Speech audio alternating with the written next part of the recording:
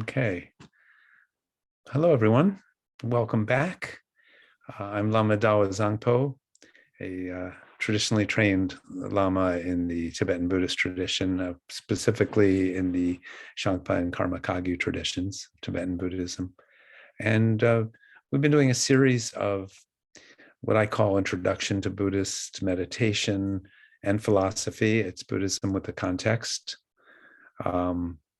behind it. And it's the purpose of this is simply to introduce people and really try to address people's questions, people that are sincerely embarking on or exploring the path of Buddhism, and in particular through the lens of Tibetan Buddhism. So tonight joining me is Tal, who is a longtime beginning student, very much still a beginner, and kind of diligently working at his meditation practice, and has been presenting quite a few very good questions that are hopefully relevant to many of you. And we're also being joined by Tom, aka Govinda, who has been a longtime student in the Ananda Marga school, which is not Buddhist, but comes from the Indian tradition of meditation. He's got a lot of meditation experience under his belt,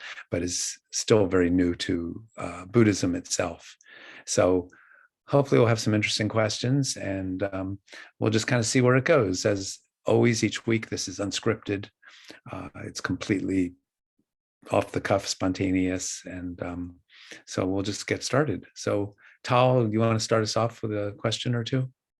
So first, like, subscribe, share, and of course, more importantly, comment below if you want to get in touch with us to either be on or ask a question in the comments. Please do. You can email at thebuddhistmeditator@gmail.com. Good luck spelling that, thebuddhistmeditator@gmail.com. And my question, when you meditate and get lost in thought, sometimes the focus can be, where did the thought come from? And then you try to find the source or the observer. Where is it? Does it reside somewhere? I mean, I don't even know how to ask the question. Is there a place for the I? Whoa, so you asked a bunch of questions there, sort of a little bit all over the place. Okay. I want to try to tease that apart and figure out how to, because really there was about 4 different questions in there, Tal. Let's start in the beginning. When you're lost in a thought, no, at that point you don't start to analyze where the thought came from or anything like that. That's later. When you recognize that you are lost and been distracted by a thought process or a narrative, there's only one thing to do, and that is because you've recognized now that you've been lost, you come back to the object of meditation. You come back to the breath, as we typically use, or whatever your object of meditation is. If it's a statue of the Buddha, if it's a candle flame, if it's a rock or something in front of you. You know, we've talked about this before, that you can use any object, like some natural object, like a stone or a piece of wood or something, or a statue or a candle or a flower. But again, in the most Buddhist traditions, we use the breath. And just to reiterate, because we've talked about this many times, but for those especially viewers who are new, we just come back to observing the breath, kind of labeling it or noting it, and noticing inhaling is inhaling, exhaling is exhaling, and we just observe it without judgment, which is the important part, without any kind of embellishment. So we're not kind of judging it or trying to comment on it, because that's generating more thoughts. This is about the bare bones observation, and that's a state of simplicity. If we don't embellish, if we don't create stories about what's going on, then there's just the bare bones attention on the object of meditation. And the idea is that it's rather boring and it's very simple and it's very ordinary. So we're not trying to bliss out. We're not trying to get into some sort of psychedelic state of mind. On the contrary, it's very grounding.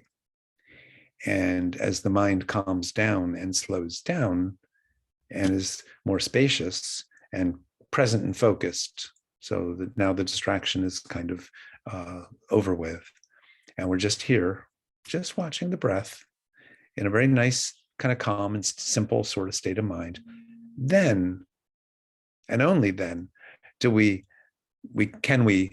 sort of give ourselves permission to turn our attention to, I call scrutinizing, or investigating, or examining. Any of those words, they all mean the same thing. Examining, or scrutinizing, or investigating what a thought is, or where a thought comes from, or where does the thought go when it leaves, or what is a thought made of, or does it have a shape or a color, anything tangible about it. We just look, we scrutinize, we examine, or we investigate. And that's the meditation practice in Buddhism called vipassana, meaning the development of insight.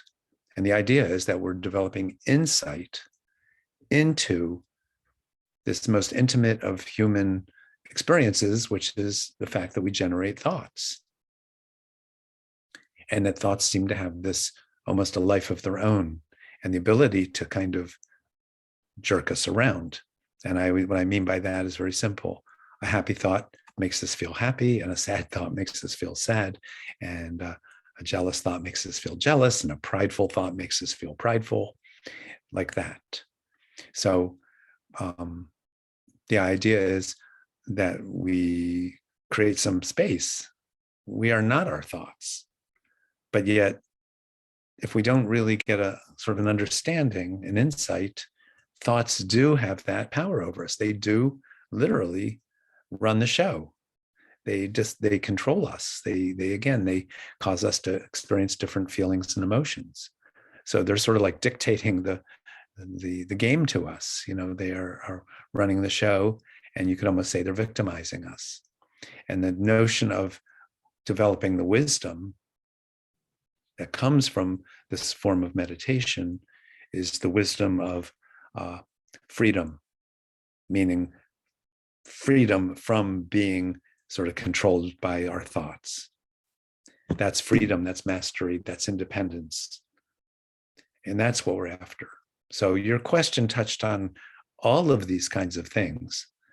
So I'm just trying to give a very condensed kind of understanding of the role of meditation. So maybe I didn't exactly answer your question. If I didn't, or you have a further question, why don't you go take this to the next step? What else do we need to say about this?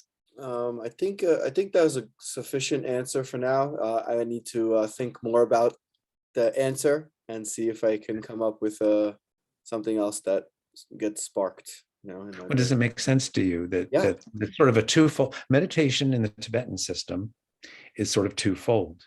There's just the bare bones attention without judgment, and of just staying present with the object of meditation. And then there's the application of that calm, clear mind, which is the insight. So those are the two aspects of meditation, actually. So I think the question is, if I'm not my thoughts, right? I can detach from my thoughts, then where do I exist? Well, that is the question, and that's ultimately what we're really heading towards. So the meditator, the person that has the thoughts, the idea of a you, Tal, that you exist in a certain way, that itself is a thought. That's a concept. You have a concept about who you are, an attachment to who you think you are, not even to who you think you are. You just have a root attachment. We all do. We all do. We have this attachment, meaning we have this assumption that we hold on to for dear life. And nobody can take that away from us or make us even question it, right? It's like, well, of course, this is who I am. This is me. But the point of the ego meditation is to get to a place where we start to actually delve deeper into who is this me? And that's not something I can tell you, or you can read in a book. That is an experience. Now, in Buddhism, in Buddhist philosophy, we talk about a principle we call emptiness, basically meaning the you. This is sort of like the spoiler alert. The you you're looking for, nobody's home, doesn't really exist. Exists in a certain way, of course, relatively, but ultimately, that's what we're moving towards, is an ultimate understanding, a more profound understanding of who we really are, if we are anything on an ultimate level. Because we know from modern physics even that objects, things that appear solid in this world, actually aren't. Relatively, they are. Everything exists relatively, but ultimately, nothing exists. It's all just energy or space. So we sort of apply the same thing. Buddhism is what the Buddha, Shakyamuni Buddha, taught. He was really a scientist. It was really the first, almost the science of the human being, of the psyche, of consciousness, of the self. It's science of the self. So we become the scientists. The meditator is a scientist. The meditator is an explorer, an adventurer. We're adventuring into this realm of thought, of the mind, of consciousness, of this unexamined assumption that we exist in some kind of real way. And that's the key word there, that word real, this real way. Somehow we are really here. We need to look at that. But we can't do that prematurely. It won't get you anywhere. It'll lead to either more confusion or sort of strange ideas or something. That's why we start with just learning how to get present and clear and not getting so jerked around and distracted by our thoughts. Is there a point at which, sorry, I'm going to ask one more question. Is there a point at which that becomes the next part of the journey? Like, how does one establish the scrutiny part? Like, where Yeah. Well, traditionally you get trained by a lama, somebody that has experience, that has been there, kind of will guide or point out. We have a term called pointing out instructions. So pointing out to the meditator, try this way, or try to give some sort of clues, is ultimately, again, you've got to figure it out for yourself. No one can do it for you. And if you get it from a book or a teaching, it's just an intellectual understanding, and that's not enough. That's not good. In fact, that's dangerous, because people get attached to their intellectual understanding, thinking that their concept, their understanding of it is the answer, when it's not. It has to be really experiential. So to answer your question, it's a hard question to answer because there's many answers to it. It's not cookie cutter, one size fits all. But traditionally, it takes years of training the mind, learning how to be, again, focused and centered and not being sort of all over the place with your thinking. So having some kind of self-discipline in terms of the mind getting clearer and more focused. And again, in the Tibetan system, lots of prayer, things that open the heart. We develop compassion and work on that, because it's really taught that you sort of can't get to those deeper insights without an open, compassionate, loving heart. That's a big part of this path. It's not just an intellectual exercise. It's the complete human being. It's the heart and the mind. And when they are open and relaxed, then there's many teachings about how to kind of do what you just asked, how to really look. And there's a lot to it. But it's sort of, it typically, it unfolds in stages. It's a journey. It is a path. And there are many things that facilitate that, which is kind of what you're asking. It's a little premature to give away the end of the movie, kind of, it's not fair in a sense, and it's premature and just sort of spoils in some way. So part of this is a process of trust, of just learn basic meditation and really get good at quieting the mind and being still and present, and the rest will come. Again, this is a modern world. We're on YouTube, right? Everybody, you're all watching me here on YouTube. We're all listening to this, and you're all from different backgrounds and stuff.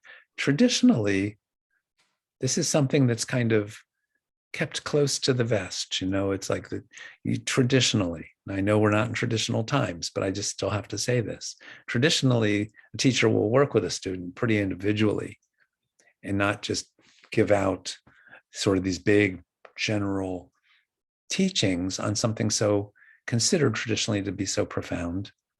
And in fact, in Tibetan Buddhism, the word secret is used. The idea is that it's not just for sort of common consumption. It needs to be sort of respected and appreciated. It's just not for everyone.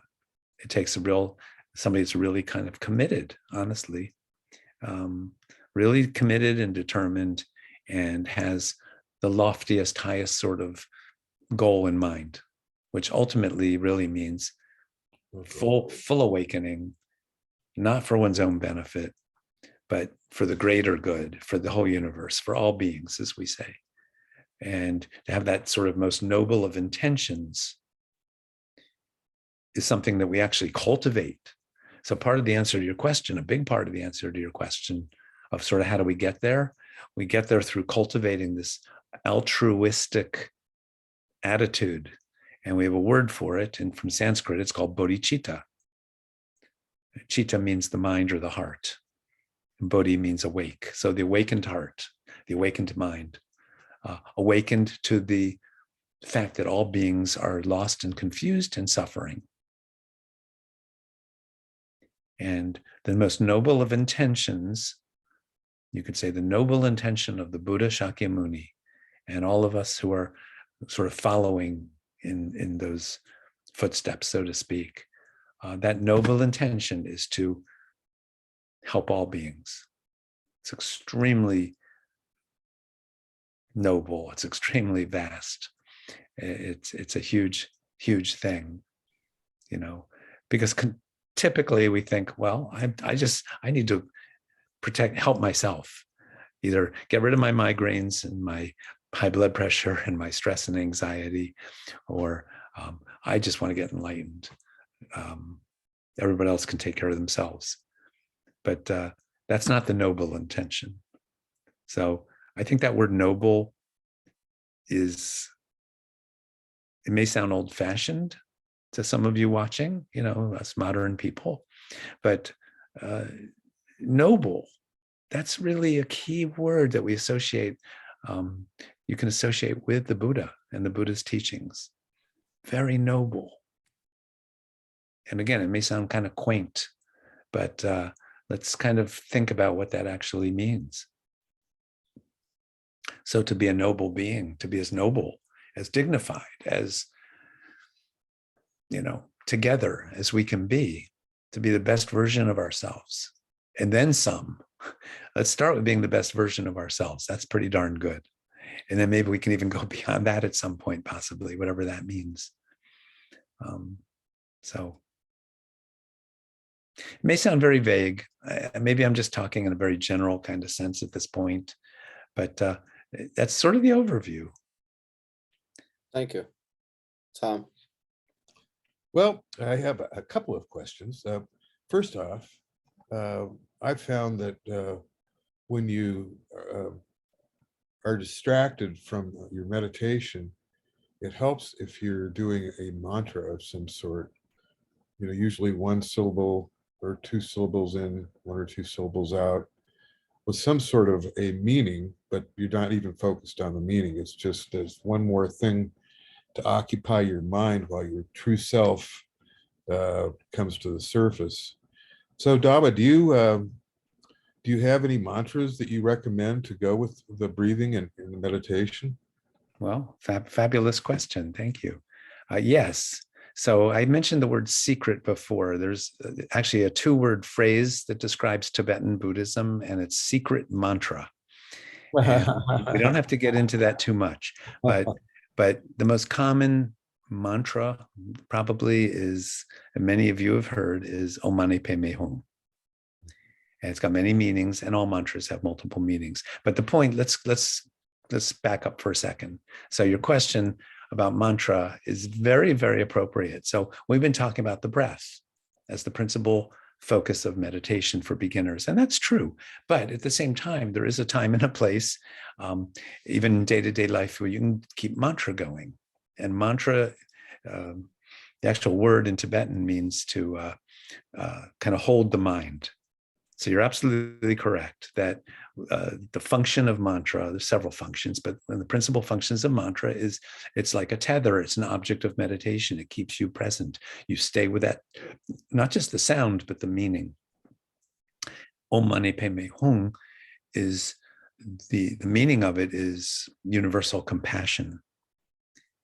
And if we think about in the New Age phrase, our higher self, our highest self is a state of, you could say, compassion and love and wisdom. And Om Mani Padme Hum, there's 6 syllables. So it's known as the 6-syllable mantra. Om Mani Padme Hum. 6 syllables. And each syllable has a meaning and relates to, so this gets very complicated. There's no simple short answers here, unfortunately. But we say that there are 6 realms of sentient experience in the universe.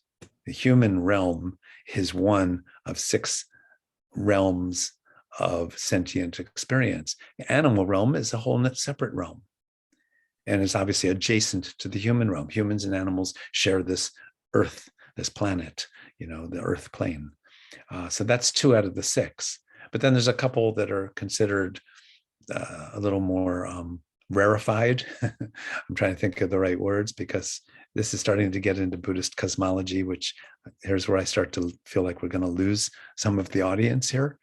But there are considered to be realms we call almost like godlike, sort of like almost like spirits or something. But these are beings. The universe is inhabited as many planes of existence, and which maybe we have to take on faith at this point.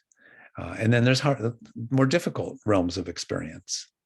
So we talk about hellish states of experience, where there's more suffering than the human realm. The human realm has its share.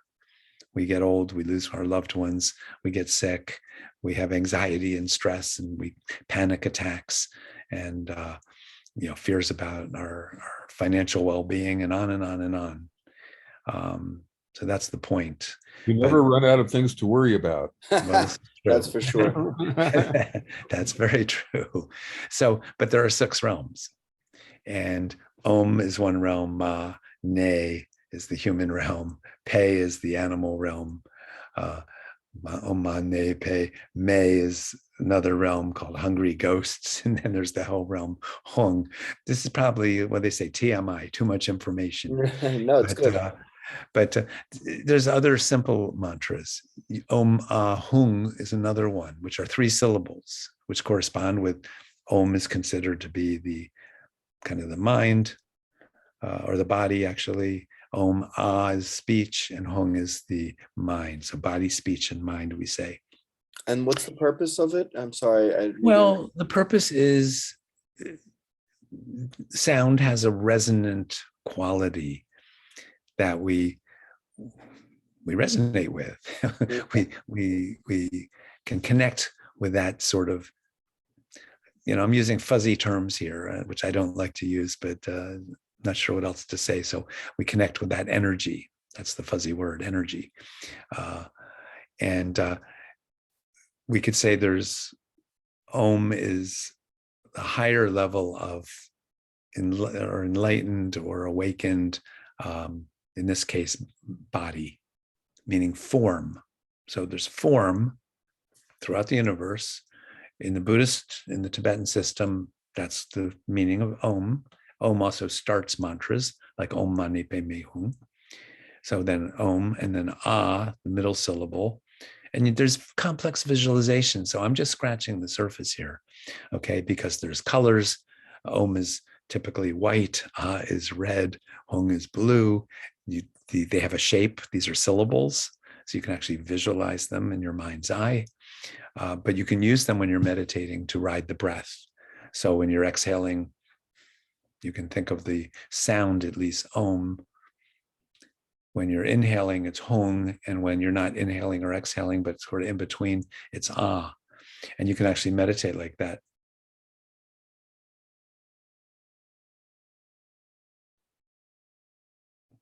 What I'm doing is, as I'm inhaling, I'm thinking of the sound Om. And then when I'm at the end of the inhale, it's Ah. And then as you exhale, Hung. So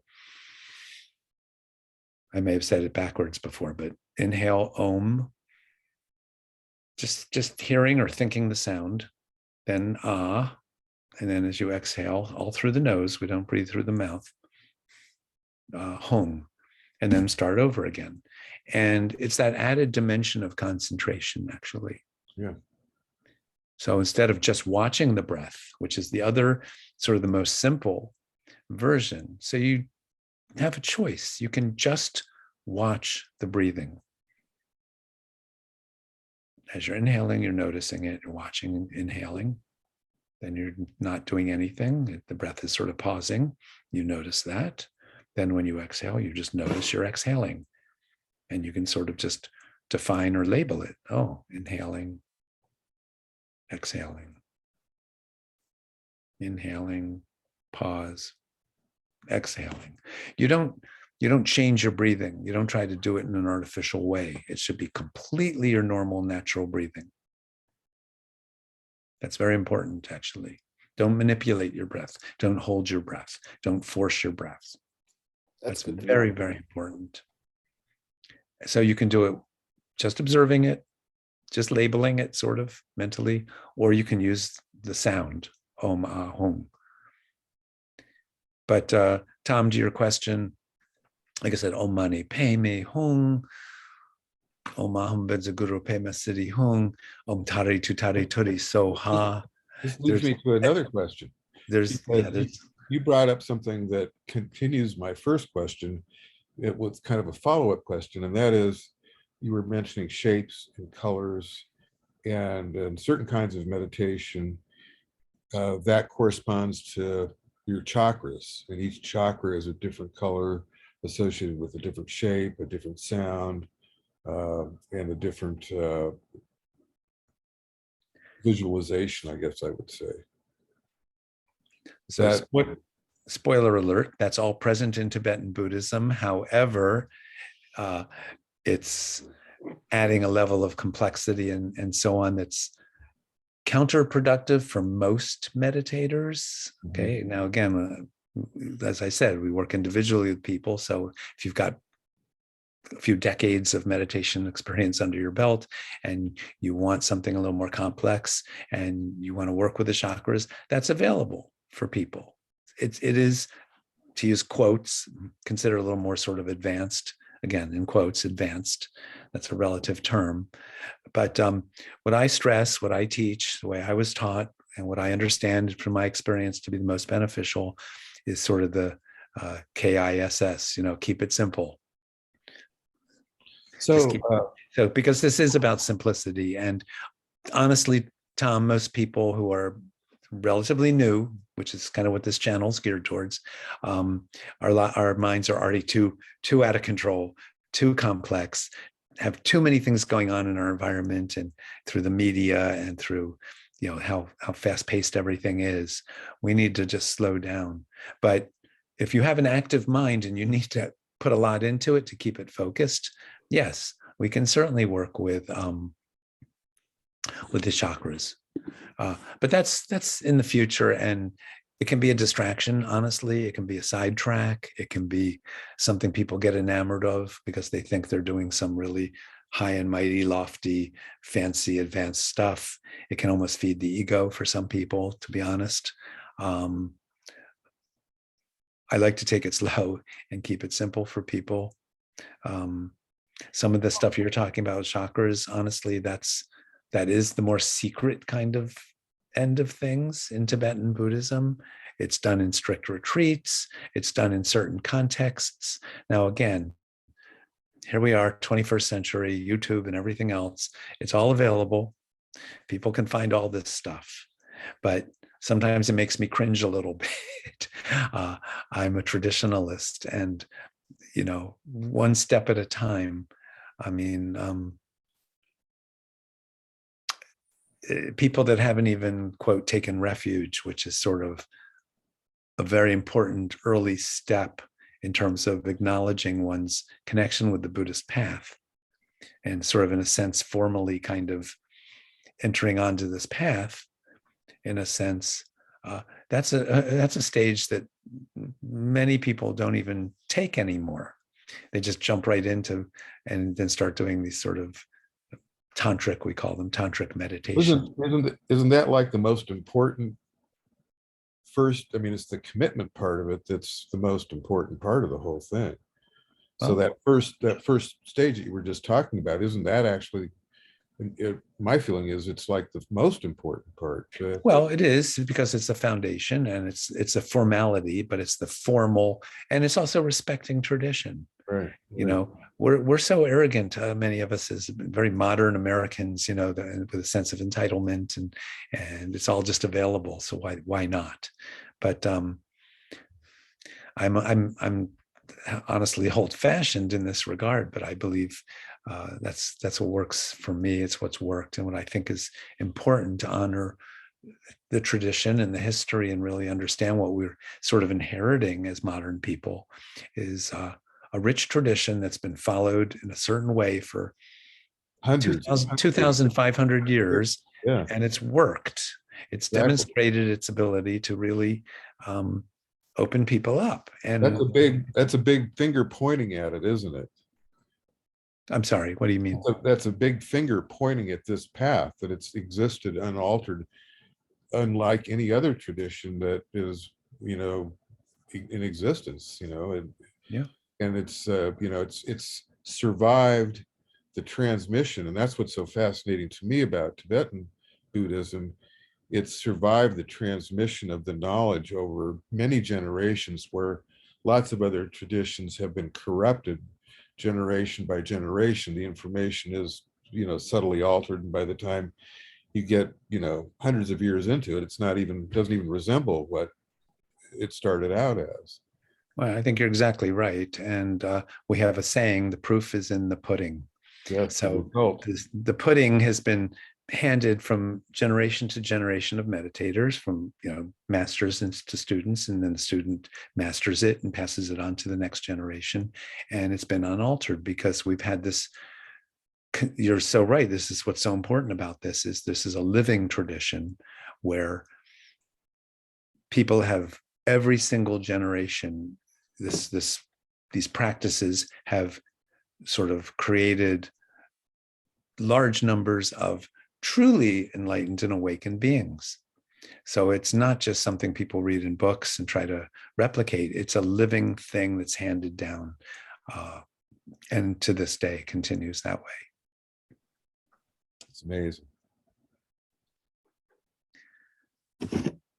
So one other question, and this is kind of just an aside, and it probably goes in the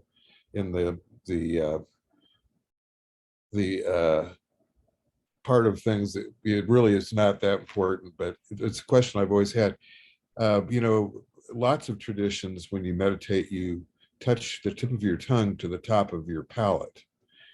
And I've heard many explanations for that, but one is that a lot of what I've done in the past has been moving energy through my body, and that creates a connection for the energy to pass, from,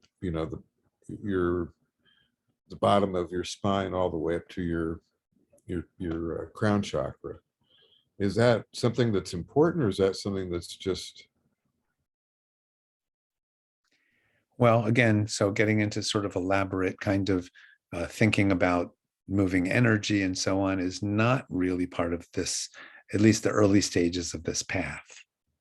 There's time and place for this. Again, when I say that word secret mantra, a lot of things fall under that realm, and they're just simply traditionally not talked about, to be honest.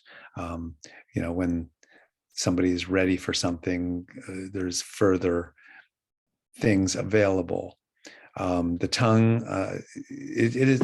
there is a whole thing, though, that is very important about meditation posture. And part of it is the mouth is, the tongue just rests naturally, sort of lightly against the palate. You don't have to contrive it or do anything with any even intention. The eyes are relaxed. The face and mouth are relaxed. The tongue is certainly relaxed. Shoulders are relaxed. The spine is straight. Out of everything, the spine is considered the most important thing, is to have an erect, straight spine. And again, the sense of sort of uprightness and dignity, and your chest is lifted and so on. But not, we're not trying to be a tin soldier or be, too forced. So again, there's a natural dignity that's very important, and a stability. So crossing the legs, and actually traditionally, if one can do it, the legs lock in sort of what's called lotus position. And that's to give a great stability to the whole body and the spine and so on. The legs are on the ground firmly, the knees, and then you can sit for a long time without the body getting restless or fatigued. So that's all very, very important. But we're not trying to manipulate energy in the body at this stage of things by any means. Again, there's plenty on our plate just to learn how to keep coming back to the object of meditation. That is for damn sure. On the mind. What? That's for sure. We already have enough on our plates trying to just keep the focus. Yeah. Just keep relaxing the mind. Relaxed focus, not tight focus. That's exactly the opposite. Relaxed focus. So the mind's relaxed but doesn't lose its focus. And the mind focuses but doesn't lose its relaxedness. So those both should be inseparable. Relaxed and focused. And then with that relaxation, there's a kind of a spaciousness.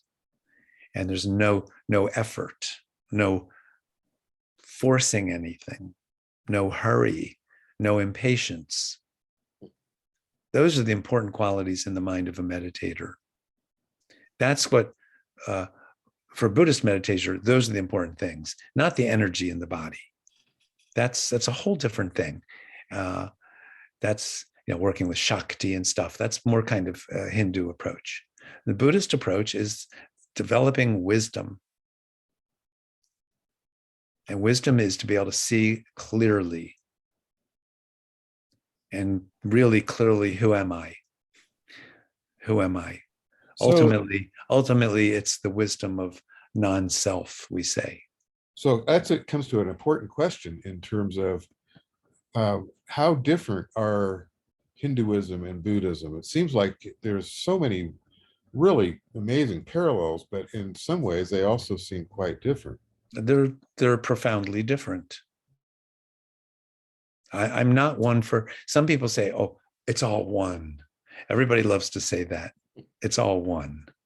It's not all one. Everything is different and has its own dignity.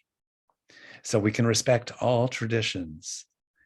And but to say Hinduism is Buddhism or Buddhism is Hinduism is nonsense. If they were, we wouldn't have separate names for them, and they would all have the same sort of, there's different emphasis. And again, I'm not saying one's better or worse. I happen to be Buddhist. You watching this channel, you're totally free, and you may prefer to go watch some Hindu yogi or guru or something. It's fine. Whatever wakes us up. I just have to honor my sort of karmic connection, probably from different lifetimes, and what seems to resonate with myself.